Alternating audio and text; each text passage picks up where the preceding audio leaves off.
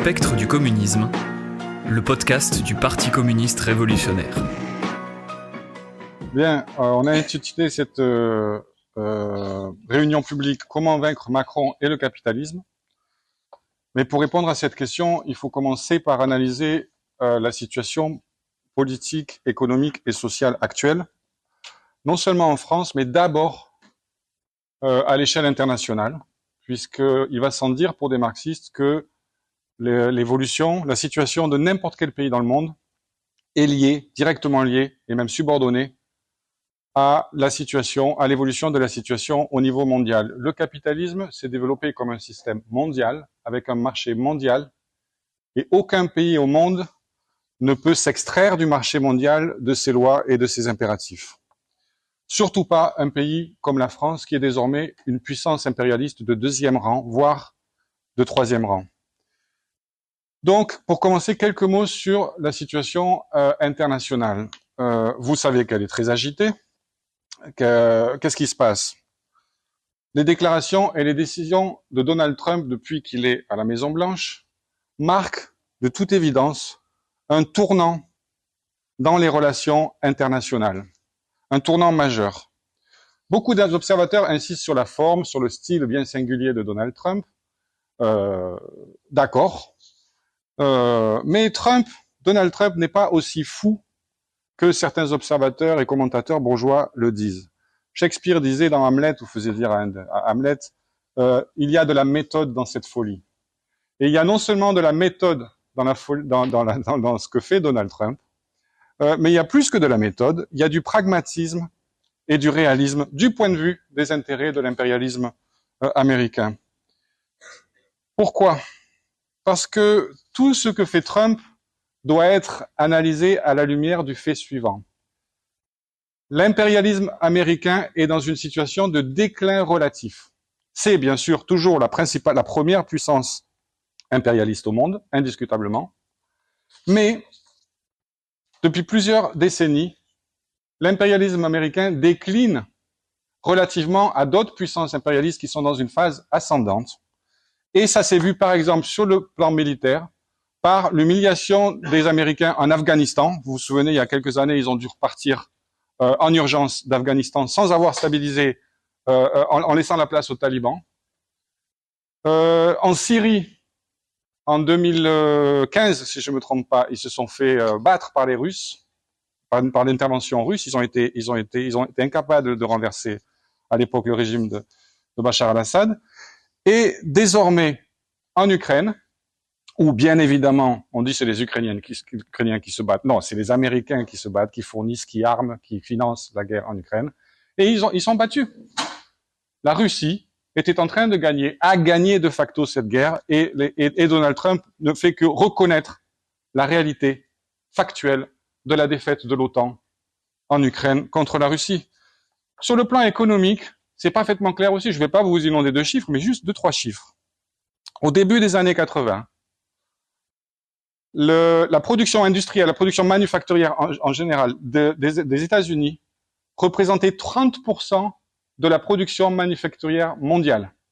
Presque un tiers, c'était produit aux États-Unis. Aujourd'hui, c'est 16%. Quasiment la moitié moins. D'un autre côté, la Chine, aujourd'hui, c'est 30% de la production manufacturière mondiale, alors que c'était moins de 7% à la fin des années 90.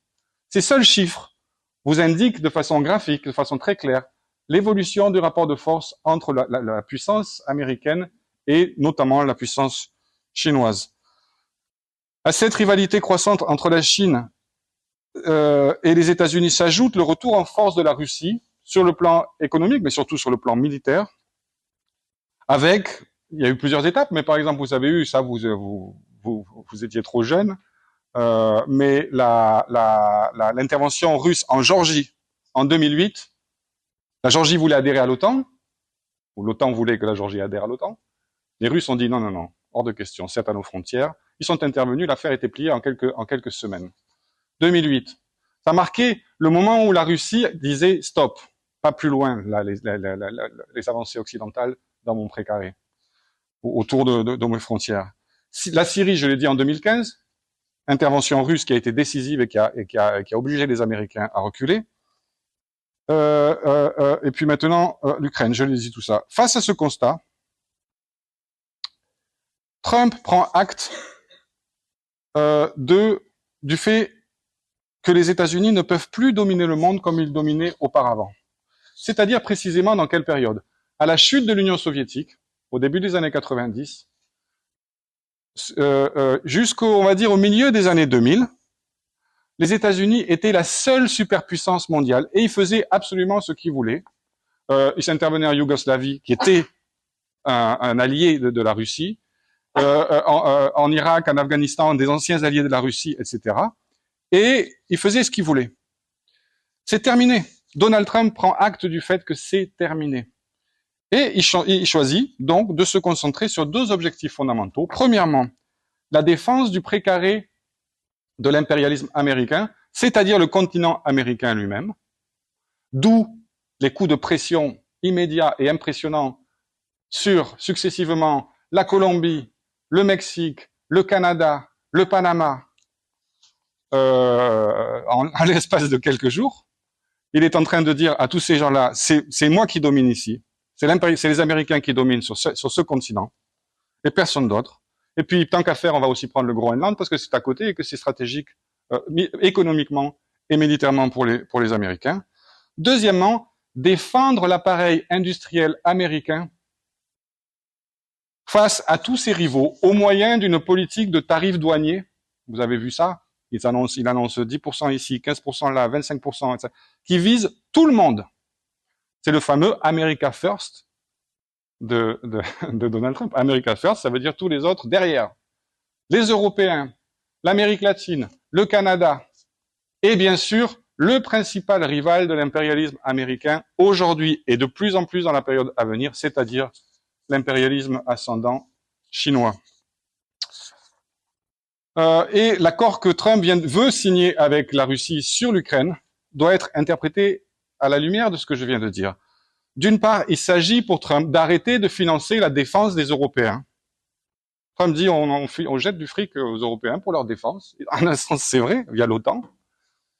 Il veut plus dépenser du fric là-dedans. Et s'il s'entend avec les Russes, pourquoi? C'est quoi le danger? Les Européens se débrouilleront bien avec Poutine. C'est plus mon problème. C'est ça son raisonnement. D'autre part, essayer de diviser, d'enfoncer un coin entre la Russie et la Chine pour isoler la Chine, pour des raisons que j'ai données, sachant que la politique de Biden en Ukraine a rapproché la Russie de la Chine, évidemment. Et Trump veut inverser ce processus. Et enfin, se libérer de la guerre en Ukraine pour concentrer toutes les forces de l'impérialisme américain sur leur principal rival, le rival chinois. J'ai pas le temps de consacrer trop de temps, d'entrer trop dans le détail des rapports entre la Chine et les États-Unis qui vont dominer les relations internationales dans la période à venir.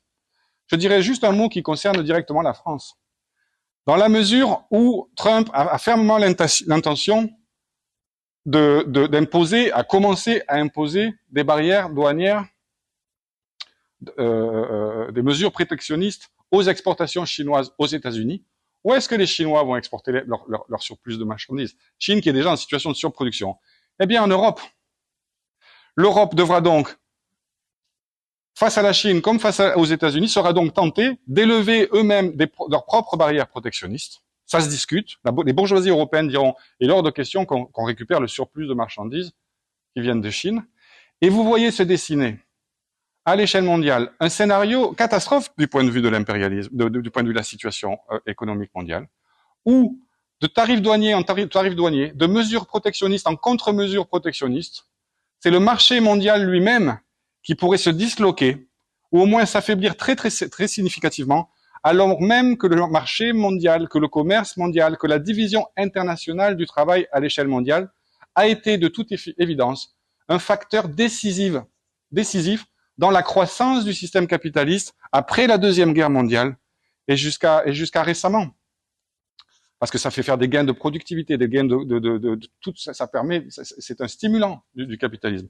Et c'est ça que menace Trump, en se disant quoi? Que ce sera peut-être le chaos, mais que nous, comme on est les plus forts, on sortira les plus forts de cette histoire et les autres au diable. C'est la logique de l'impérialisme à l'État pur.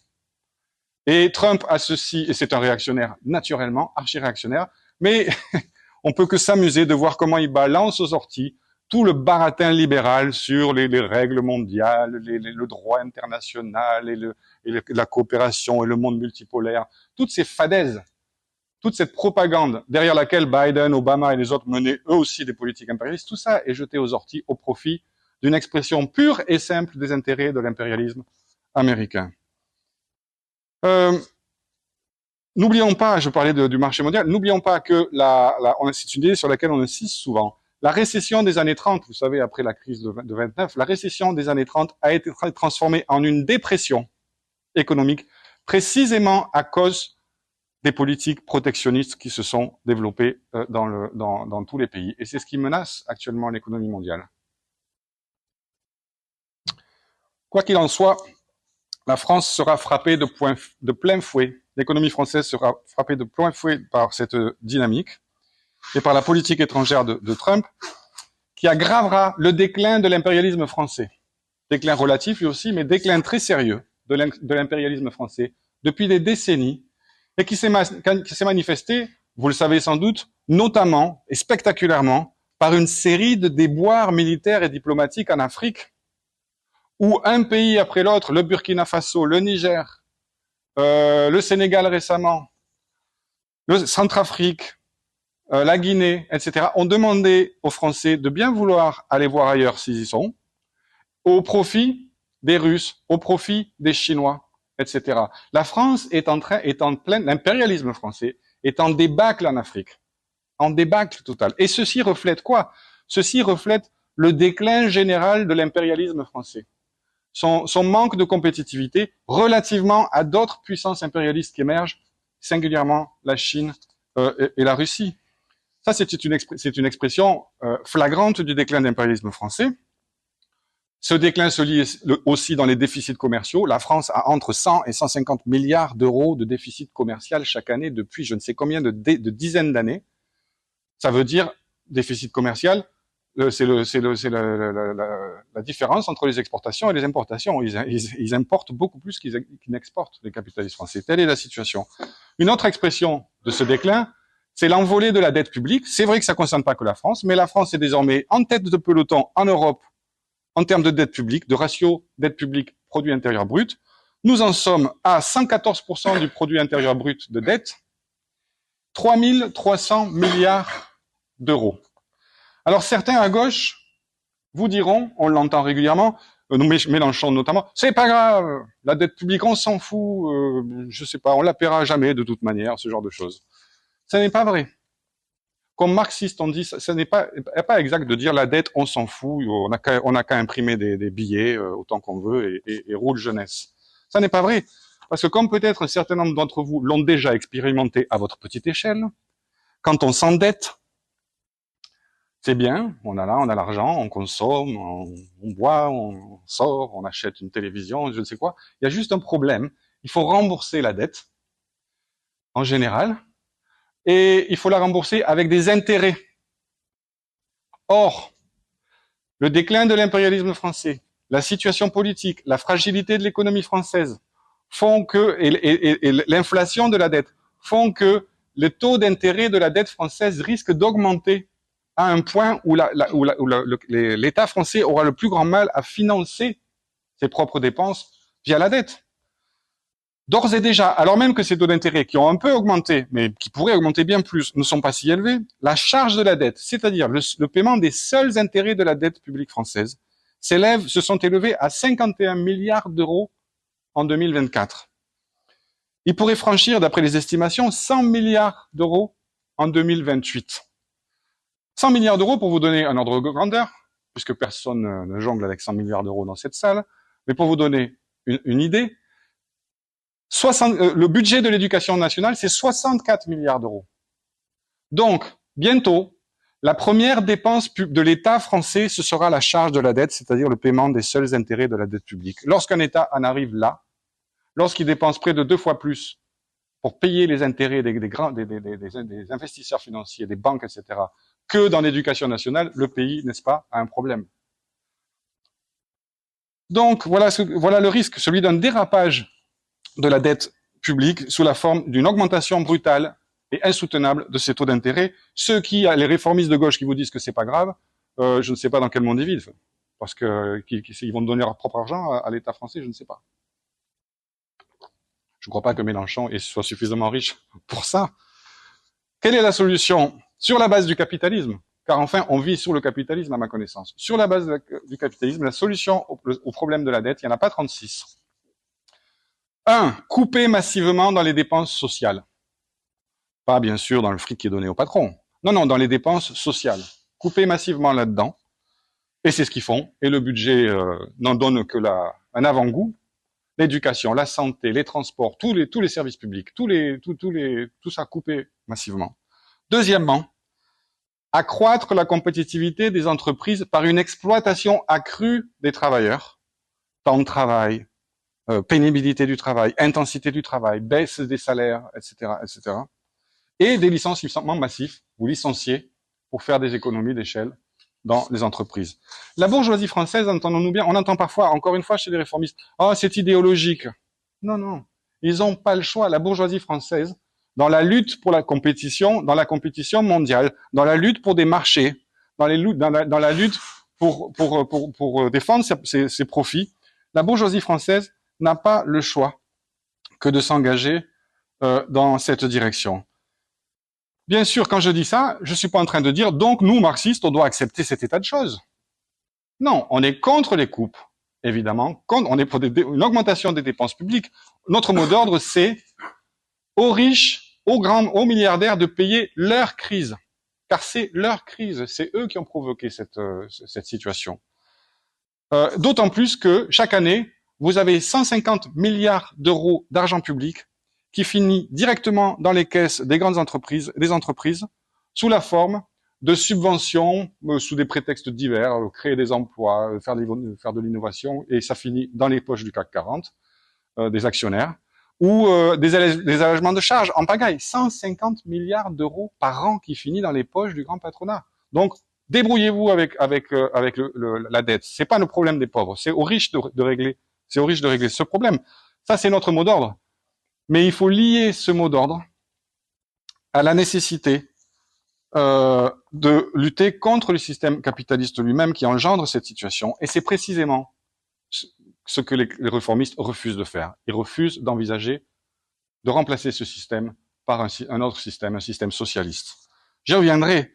La bourgeoisie française, je disais, est donc obligée de passer à l'offensive. Mais pour cela, elle a besoin d'un gouvernement solide. Quand vous lancez des contre-réformes drastiques, c'est mieux d'avoir un gouvernement solide, appuyé sur une solide majorité à l'Assemblée nationale. Force est de constater qu'elle n'a pas, la bourgeoisie, un tel gouvernement à disposition. Pas de majorité stable à l'Assemblée nationale, et le Bayrou, il a été obligé de faire passer son budget avec les voix du Parti socialiste, le soutien du Parti socialiste et du Rassemblement national. Lesquels Parti socialiste et Rassemblement national peuvent faire, vous savez, comme dans les cirques romains, quand ils veulent, ils font tomber le gouvernement. Ils peuvent signer l'arrêt de mort de ce gouvernement du jour au lendemain. C'est pas une situation très confortable pour la classe dirigeante française. En clair, ce qu'on a en France, c'est ce qui s'appelle une crise de régime. C'est-à-dire que la bourgeoisie ne dispose plus, à travers son régime, des instruments où il y a une fragilisation, il y a une dislocation, il y a une crise des instruments traditionnels par lesquels elle mène sa politique et elle fait passer sa politique. Son système, son régime est en crise. Et la question, c'est d'où vient cette crise de régime? Parce qu'on entend toutes sortes d'âneries aussi là-dessus. C'est la faute à Macron qui a dissous, c'est la faute à je ne sais qui. Non, c'est beaucoup plus profond que ça. La crise de régime du capitalisme français s'enracine précisément dans la crise du capitalisme lui-même, dans le déclin de l'impérialisme français dont je viens de parler. Elle a des racines économiques profondes. Et elle s'enracine aussi dans les politiques d'austérité drastiques qui ont été menées depuis 2008, depuis la crise mondiale de 2008, qui a eu pour effet de provoquer une polarisation politique vers la droite, sous la forme d'une montée en puissance du Rassemblement national, qui est désormais le plus puissant parti de droite de très loin, devant les républicains, devant les macronistes, etc. Et aussi vers la gauche, sous la forme de la croissance, de l'ascension de la France insoumise, qui a damé le pion au Parti socialiste. Donc, polarisation politique croissante, avec au centre une recomposition du centre, des fameux partis de gouvernement, des fameux partis raisonnables, autour du macronisme, mais lequel macronisme, arrivé au pouvoir en 2017, puis qui a réussi à se faire élire en 2022, est totalement carbonisé. Et donc, aux élections législatives de 2022, déjà, ils n'avaient pas de majorité à l'Assemblée nationale, et après la dissolution de l'été dernier, en juillet 2024, ils se sont retrouvés dans une panade complète à dépendre d'accords avec le PS, avec le RN, etc., etc. Mais vous voyez bien que tout ça vient d'abord de la crise sociale, de la crise économique, et du fait que les gens, rejetant les partis de gouvernement, rejetant les partis qui ont gouverné le pays pendant des décennies, cherchent soit vers l'extrême droite, soit vers la gauche. Je dirais pas l'extrême gauche dans le cas de Mélenchon, mais enfin, c'est plus à gauche que le Parti socialiste, de toute évidence. Ça n'a pas toujours été ainsi. Vous êtes jeune et donc je suppose que vous avez toujours connu, vous, Mélenchon à 20% et Marine Le Pen à 20%, ou maintenant 30 ou et quelques. Ça n'a pas toujours été ainsi. Pendant des décennies, la vie politique a été dominée par les partis de gouvernement. Le Parti socialiste faisait 20, 25, 30% aux élections législatives. Et à droite, vous aviez, alors ça s'est appelé le RPR. Après, comme ils sont criblés de problèmes de corruption, chaque fois ils sont obligés de changer de nom. Donc il y a eu le RPR, puis il y a eu l'UMP, puis il y a eu les Républicains. Enfin bon, j'ai peut-être oublié une ou deux étapes. Mais la droite traditionnelle dominait. Et le Front National, comme ça s'appelait à l'époque, il était là, aux marges, il aboyait, mais il avait même pas un député, ils avaient même pas un député à l'Assemblée nationale. Donc ça, c'est terminé. Et c'était l'alternance. C'était très pratique pour la bourgeoisie, cette histoire. Parce que qu'est-ce que vous faites? La droite est au pouvoir, politique pro-patronale. Les travailleurs, on vote pour la gauche. On met les socialistes au pouvoir. Et peut-être même avec des ministres communistes et des Verts, etc. Déception. Politique pro-patronale à nouveau. Ils gèrent le système, ils font des compromis. Mais bon, la situation des travailleurs s'améliore pas, voire elle s'empire. Hop, on revient à la droite. Et vous aviez ce balancier comme ça, où quand les travailleurs sont pas contents, ils peuvent voter pour la gauche. Puis comme ils sont déçus par la gauche, mais la droite revient au pouvoir, puis etc. Ça tourne en boucle comme ça. Mais cette alternance-là, ce cycle-là, a été brisé définitivement en 2017 avec la montée en puissance, le score du Rassemblement national et de la France insoumise. Résultat, au moment où la bourgeoisie, c'est le plus important, c'est cette idée, au moment où la bourgeoisie française a le plus besoin d'un gouvernement solide, capable de faire passer des contre-réformes drastiques, à ce moment-là, elle est incapable de se doter d'un gouvernement, justement, solide et doté d'une autorité et même simplement d'une majorité dans les institutions officielles de la démocratie bourgeoise française.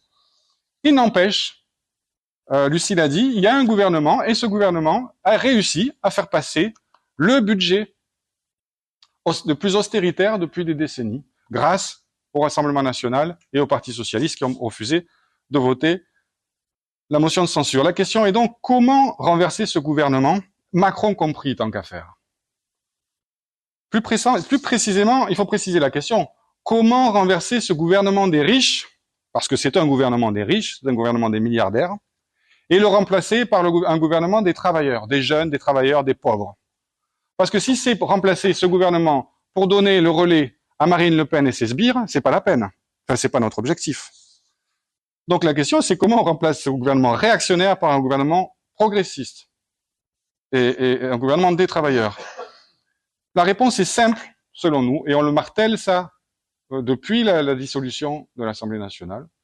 Mais c'est une idée évidemment qu'on avait formulée de diverses façons par le passé. Ça n'est possible que par une mobilisation extra-parlementaire massive, c'est-à-dire dans la rue, dans les entreprises, dans les facs, dans les lycées, dans les quartiers populaires, une mobilisation massive contre ce gouvernement et sur la base d'un programme très progressiste, un programme qui rejette toutes les politiques d'austérité, qui inverse et qui propose de faire le contraire. Donc, seule une mobilisation de masse. C'est pas par des arrangements à l'Assemblée nationale, des accords entre je ne sais qui, je ne sais quoi. Là, seule une mobilisation de masse permettra d'en finir avec la droite et l'extrême droite au pouvoir. Je ne dis pas que seule une crise révolutionnaire ouverte est à même d'écarter la droite et l'extrême droite du pouvoir. Mais ce qui est sûr, c'est que une mobilisation de masse dans les rues et les entreprises, sur la base d'un programme offensif et radical, ça créera une dynamique favorable à la gauche. Parce que ça arrachera des millions de travailleurs passifs, enfin, à leur passivité, ça les jettera dans l'action, ça balayera d'un seul coup, dans la lutte, tous les effets de division et de diversion qu'on prend sur la tête à longueur de journée sur le thème « c'est la faute aux Arabes, c'est la faute aux musulmans, c'est la faute à ceci, cela ». Parce que dans la lutte, qu'est-ce qui se passe? Dans la lutte, vous avez des Noirs, des Arabes, toutes les couleurs sont là. Et dans l'action même de la lutte des classes, tous les préjugés racistes, tous les préjugés sur mon voisin de couleur et machin, sont écartés, balayés dans l'action. Et enfin, ça obligera une action de masse, une mobilisation de masse, et je parle de millions de jeunes et de travailleurs. Ça aura l'effet, toujours délicieux, de voir le RN ramper comme je ne sais quoi, un cafard, quand on allume la lumière de la cuisine. Pour ceux qui ont déjà eu ce problème. Ramper comme un cafard pour se planquer en attendant. Parce que le Rassemblement national ne déteste rien tant que la lumière de la lutte des classes et ils se cachent comme les vampires, vous voyez. Et donc ils disparaissent de la circulation parce que ils veulent pas être contre le peuple, mais en même temps, ils sont contre la classe ouvrière en réalité, et c'est des réactionnaires. Une mobilisation de masse, ça vous fait disparaître le Rassemblement national des écrans pendant le temps que dure la mobilisation de masse, et après ils reviennent, quand vous éteignez la lumière. Ça aura tous ces effets. À l'inverse, en l'absence d'une mobilisation de masse, c'est sans doute, compte tenu de la dynamique actuelle, il ne faut pas se raconter des histoires, c'est sans doute le Rassemblement national qui est le mieux placé pour remporter les prochaines échéances électorales. Regardez comment le Rassemblement national s'en est sorti aux dernières élections législatives de juillet dernier. Il a doublé le nombre de voix par rapport à juin 2022. Doublé. Et pas simplement dans la petite bourgeoisie réactionnaire ou chez les paysans, etc. Dans la classe ouvrière, chez les pauvres, il a fait des centaines de milliers et des millions de voix de plus. Et cette dynamique-là ne peut être, encore une fois, interrompue, brisée, que par une mobilisation dans la rue, massive de la jeunesse et des travailleurs. Mais ici surgissent des problèmes, et un sérieux problème.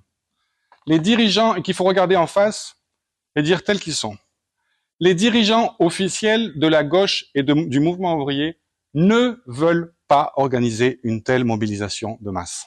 Ils ne le veulent pas. Le cas le plus flagrant, bien sûr, c'est ceux du Parti socialiste pour la gauche et de la CFDT pour les syndicats. Alors le Parti socialiste, non seulement il n'appelle pas à la mobilisation dans la rue, mais il a, au nom de la stabilité politique, ils ont voté le budget, enfin, ils ont empêché de faire obstacle au budget, enfin, ils ont refusé de voter la censure, d'un budget qui, puisque on est chez les étudiants, par exemple, entre autres, prive l'enseignement supérieur de 1 milliard d'euros. Mais au nom de la stabilité politique, il trouve Olivier Faure que c'est tout à fait raisonnable de voter ce budget, ou de soutenir ce budget, car c'est un soutien de facto. Marie-Lise Léon, à la tête de la CFDT, elle a fait une interview qui m'a beaucoup intéressé. On la cite dans l'éditorial du journal. Elle a dit ah oui, c'est un budget austéritaire. Hein. Ouh là là, c'est un budget très mauvais. C'est mauvais pour les travailleurs. Mais il y a la stabilité politique. Alors là, la stabilité politique, on pardonne tout avec la stabilité politique. Entendez par là, le plus important, c'est la stabilité du gouvernement des riches. Voilà ce que dit Marie-Lise Léon, numéro 1 de la CFDT, qui est une organisation ouvrière à ma connaissance. Confédération française des travailleurs, pas des riches, si j'avais bien compris. Et pourtant, cette dame a dit le plus important, c'est la stabilité politique. Je passe sur les dirigeants des autres syndicats qui, à l'exception de la CGT, ont la même position que Marie-Lise Léon de la CFDT, la stabilité politique. Ils avaient même signé un texte commun avec le patronat il y a quelques mois pour dire il faut la stabilité. Je passe aussi sur les Verts et le PCF, parce que ces gens-là, leur principale activité ces derniers temps, c'est de critiquer Mélenchon pour soutenir le Parti socialiste. Juste Roussel, il a annoncé qu'il était pour la suppression du RSA. Une nouvelle fois, bon, je sais. Bon, on n'a plus rien à dire avec ces gens-là. Quand vous avez des ennemis pareils, il n'y a plus besoin d'ennemis. J'en viens donc directement à la CGT et à la France Insoumise, c'est-à-dire à l'aile gauche du réformisme. Sophie Binet, dirigeante de la CGT, elle dit, il faut lutter. Ouais, il y a un communiqué de la CGT, vous regarderez sur leur site, si vous cherchez bien, il y a un communiqué, à la fin, elle dit, il faut des luttes. Elle dit ça, et puis ensuite, elle dit, excusez-moi, j'ai un conclave avec le MEDEF pour discuter de la réforme des retraites. Vous avez entendu parler de cette histoire de conclave. Ça, d'ailleurs, ça fait grand bruit aujourd'hui parce qu'ils ont discuté du rapport de je ne sais pas qui. Sophie Binet, chef de la CGT, au lieu de se tourner vers les travailleurs et de dire vous devez vous mobiliser massivement si vous voulez mettre un terme aux politiques d'austérité et aux attaques de la droite et aux dangers de l'extrême droite, s'enferme pendant 3 mois avec les cardinaux du MEDEF pour discuter d'une réforme des retraites dont on sait d'avance que c'est du vent. Quelle était la manœuvre? La manœuvre, pour Bayrou, était d'obtenir du Parti socialiste qui vote pas la censure parce que regardez, on réouvre le dossier des retraites, etc. À l'issue de ce conclave, il n'y aura pas rien de mieux sur les retraites. Rien. Ou peut-être trois bricoles totalement secondaires pour sauver l'honneur de Madame Sophie Binet, pour qu'elle puisse se tourner vers ses militants en disant j'ai bien fait de passer 3 mois avec les cardinaux du MEDEF, puisque regardez maintenant sur la pénibilité, on a gagné 3 centimes. C'est tout. C'est ça qui va se passer au mieux. Donc, et Sophie Binet, elle est sur la gauche de Marie-Lise Léon, mais elle n'est pas moins liée, en un sens, aux intérêts du grand patronat. Elle fait ça en conscience. Elle est parfaitement consciente du fait qu'en acceptant le jeu de cette pseudo-négociation sur les retraites, elle contribuait à la stabilité gouvernementale. La seule différence avec Marie-Lise Léon, c'est qu'elle ne peut pas le dire ouvertement. Elle ne peut pas faire une interview comme a fait Marie-Lise Léon. Alors, que devrait faire la CGT? À quoi est-ce que le Parti communiste révolutionnaire appelle les dirigeants de la CGT? À sortir de ce conclave et non pas à décréter la grève générale pour lundi prochain. On n'a jamais dit que c'était suffisait, on nous accuse parfois. Ouais, vous dites qu'il faut décréter la grève générale. On n'a jamais dit qu'il fallait décréter la grève générale. Ça ne se décrète pas une grève générale. Mais ça se prépare. Sophie Binet devrait quitter le conclave, se tourner vers et tout l'appareil de la CGT devrait se tourner, et tous les militants, vers les travailleurs, et engager une campagne de mobilisation, de discussion, d'agitation sur la nécessité d'une mobilisation massive sur des mots d'ordre et un programme précis. Des semaines, des mois s'il le faut. Mais ça, c'est le rôle de la CGT, c'est ce qu'elle devrait faire au lieu de faire ce qu'ils font. J'en viens maintenant, et j'ai bientôt fini, Ah oui, juste un dernier point. Pourquoi Sophie Binet ne le fait pas? Parce qu'elle redoute qu'un mouvement de masse échappe à son contrôle. Ça, c'est quelque chose qu'il faut bien comprendre. Les dirigeants syndicaux ont peur des masses. Je sais que c'est contre-intuitif, mais je vous assure que c'est vrai. Quand les Gilets jaunes se sont mobilisés sans la permission des dirigeants syndicaux et ont mené les actions qu'ils ont menées, les plus terrorisés dans cette histoire, c'était les dirigeants syndicaux. Le chef de la CGT, qui à l'époque s'appelait Martinez, pour justifier que la CGT n'irait pas sur ces manifs au début, il a dit c'est un ramassis de gens d'extrême droite. C'était un prétexte pour ne pas mobiliser. Il avait peur de ce mouvement. Ces gens ont peur de ces mouvements. J'en viens à la France Insoumise. La France Insoumise bénéficie toujours d'une base de masse. Les meetings de Mélenchon sont toujours massifs, comme ici, il y a quelques semaines, à Jean Jaurès, sur cette fac, où il y avait beaucoup d'étudiants. Et les dirigeants de la France Insoumise devraient s'appuyer sur leur base massive dans la population pour quoi? Pour faire quoi? Pour expliquer ce que je viens d'expliquer, pour expliquer la nécessité de mobilisation extra-parlementaire, faire pression sur les dirigeants syndicaux pour qu'ils se mettent au travail, pour qu'ils fassent leur travail, et même, sans demander la permission à Sophie Binet et à Marie-Lise Léon, engager eux-mêmes ce travail d'agitation patient, systématique, sur la nécessité d'une mobilisation massive. Voilà ce que devraient faire les dirigeants de la France Insoumise. Au lieu de quoi, que font-ils? Eh bien, ils gémissent, ils se lamentent, ils lèvent les bras au ciel. Par exemple, Mélenchon nous explique, la larme à l'œil et le cœur meurtri, que, je cite, « les dirigeants du PS nous ont trahis ». Sans blague, Jean-Luc. Sans blague, la découverte du jour. Le PS trahit les travailleurs depuis des décennies et les travailleurs s'en sont bien rendus compte d'ailleurs, ce qui explique pourquoi le Parti socialiste est tombé à 2% aux élections présidentielles de 2022 et aurait été éliminé de l'Assemblée nationale s'il n'avait pas été sauvé in extremis. Par qui? Par Mélenchon lui-même, via la NUPES d'abord, puis via le NFP ensuite. Avec leurs 60 et quelques députés, les socialistes désormais peuvent jouer avec Bayrou, avec Trudebuche. Ils ont le pouvoir de faire ce qu'ils font, de trahir une fois de plus, évidemment. Aidés en cela par les Verts et le PCF, qui eux aussi étaient au bord du gouffre en avril 2022 et ont été sauvés par Mélenchon. La question qui se pose, c'est pourquoi est-ce qu'il a sauvé tous ces débris de la gauche réformiste, de l'aile droite du réformisme? Pourquoi?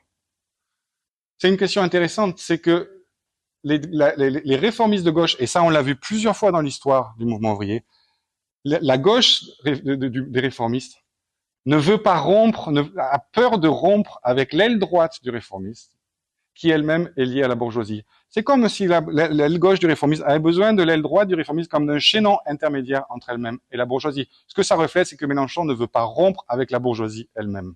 Et donc il préfère ressusciter le Parti socialiste, les Verts, et le PCF, quitte à avoir des problèmes avec eux par la suite, plutôt que de les balancer aux orties, comme franchement c'était leur place à l'issue de la scandaleuse campagne électorale de 2022, où, souvenez-vous, Roussel, quand même, faisait absolument n'importe quoi, des déclarations racistes, là, le soutien à la police qui ne tue pas, enfin, on ne sait pas où il s'arrête, maintenant il veut supprimer le RSA, je ne sais pas, bref.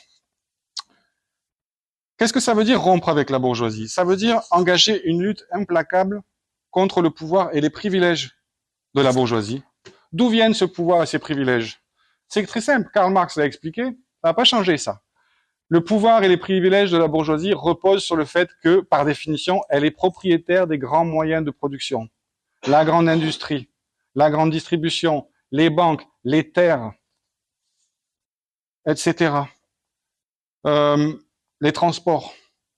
En France, quelques centaines de familles de grands capitalistes contrôlent tous les grands leviers de l'économie et, pour défendre ses profits, exploitent, pillent le pays, soumettent des millions d'individus à la misère et, au passage, saccagent la planète.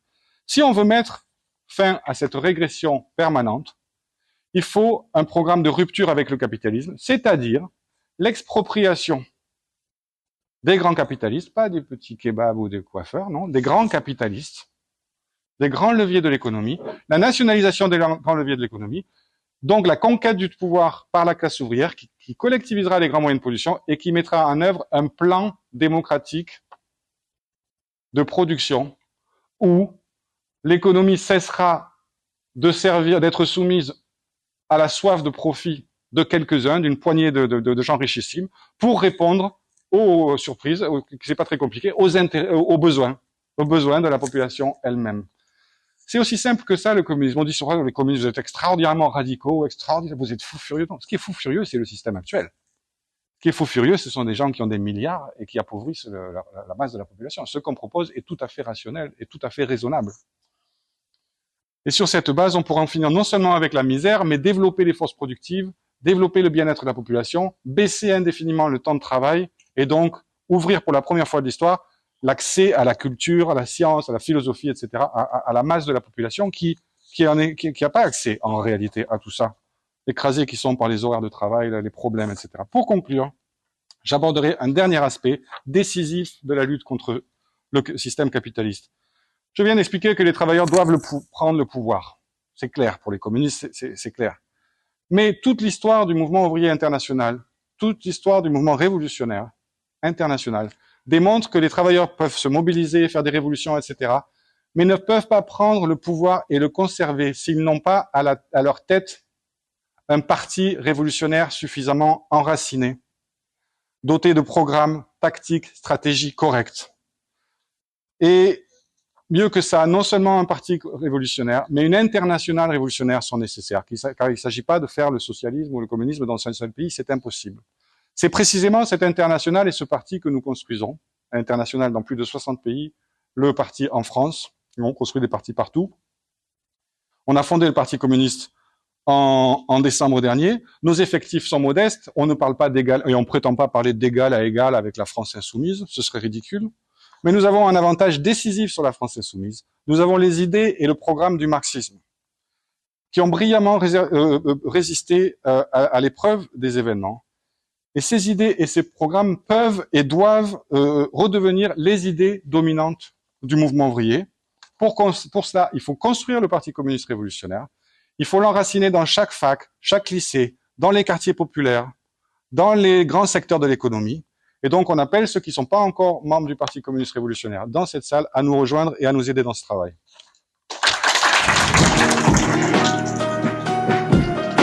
Spectre du communisme, le podcast du Parti communiste révolutionnaire.